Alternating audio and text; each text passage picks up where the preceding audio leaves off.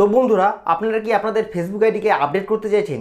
যদি আপনাদের ফেসবুক আইডিকে আপনি আপডেট করতে চাইছেন তাহলে এই ভিডিওটিকে আপনি অবশ্যই সম্পূর্ণ একবার দেখুন। বন্ধুরা, আপনারা দেখতে পাচ্ছেন সাইডে একটি মোবাইলের স্ক্রিন রয়েছে।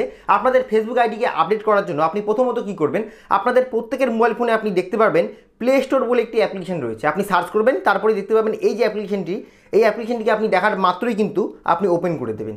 ওপেন করে দেওয়ার পর দেখতে পাবেন অ্যাপ্লিকেশনটি আপনার সামনে খুলে আসবে। এবার আপনি কি করবেন, একদম নিচের দিকে দেখতে পাবেন সার্চের মতো একটি লেখা রয়েছে। আপনি কি করবেন, এখানে ক্লিক করে দেবেন সিম্পলি। এখানে ক্লিক করে দেওয়ার পর এবার বন্ধুরা আপনি এখানে দেখতে পাবেন সার্চ অ্যাপস অ্যান্ড গেমস বলে একটি লেখা আপনার সামনে শো করবে। আপনি কি করবেন, এখানে তার গায়েটি আপনি ক্লিক করে দেবেন।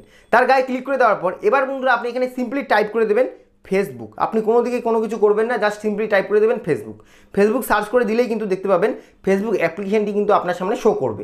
এবার ফেসবুক অ্যাপটিকে আপডেট করার জন্য আপনি কি করবেন, খুব ভালো মতো মনোযোগ সহকারে দেখুন। এখানে দেখতে পাচ্ছেন আপডেট বলে একটি লেখাই শো করছে।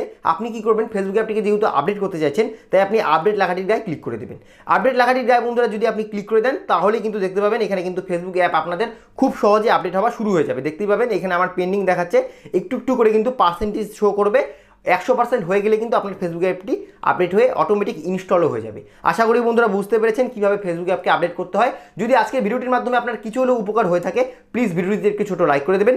যদি আমাদের চ্যানেলটিতে আপনি প্রথমবার ভিজিট করে থাকেন এই রকমের নতুন নতুন ভিডিও পাওয়ার জন্য আমাদের চ্যানেলটিকে সাবস্ক্রাইব করে দেওয়ার সাথে সাথে নোটিফিকেশন বেলটিকে অবশ্যই অল করে রাখবেন।